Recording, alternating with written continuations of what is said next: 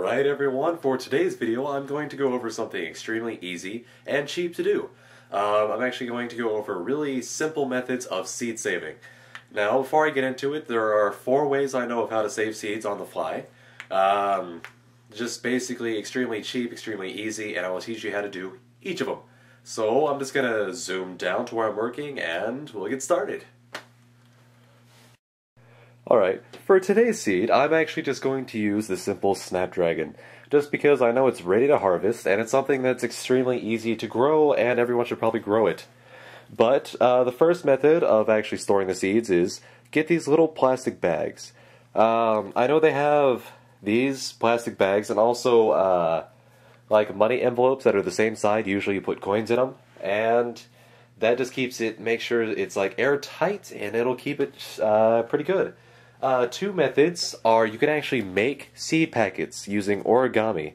I can't show exactly how to make it in this video because it would take too long. However, as you can see, this one is pretty sturdy. Nothing can really come out. In fact, I actually forgot how to open it because it's been so long. But once I actually figure that out, I'll teach you guys how to make it. And this is the one I actually know how to make. It's extremely easy. All the seeds just get stored in the middle and nothing pours out. And then I'll actually show how to make this one too. So, but once again, not in this video. Probably that'll actually come up tomorrow, and then my video on the update of all my plant arrangements will be out on Sunday. But the method I'm going to use, and also one of the easiest methods, is just the standard envelope.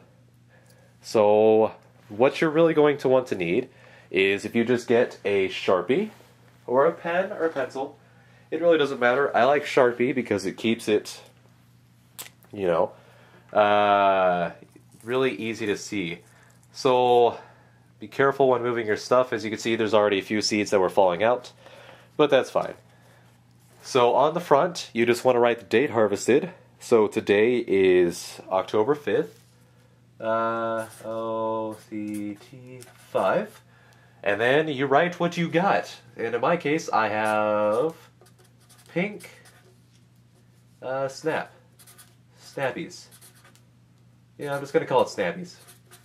Alright, so now that we have our pink snappies on the bag, there are 2 things we could actually do. Number 1 is we can take the entire branch. Once you're sure that it's been dried, you can actually cut it off once the flower falls off, and that'll give it time for all the seeds to go. But really, you just want to get it as dry as possible, and you should be able to hear a crunch, which you really can't. Kind of can, but it's not really the same. And then what you do after that is you could take the entire branch and put it in the envelope, which you would do for more gentler seeds. However, in my case, I am just going to hold it open the best as I can, take the entire thing, put it over, and dump it. Now, just by doing that, depending on the time of harvest, it'll actually take hundreds of seeds out. However, in my case, not really many came out. So plan B is you grab one of the pods, and you just lightly twist it off, and then do the exact same thing. You go into the envelope, and then just kind of roll it around in your finger. That'll get all the seeds out, and you should, once again, each seed pod has about, I'd say about 50 seeds. So you do that for each seed pod, and once you're done, you will have a complete sealed envelope.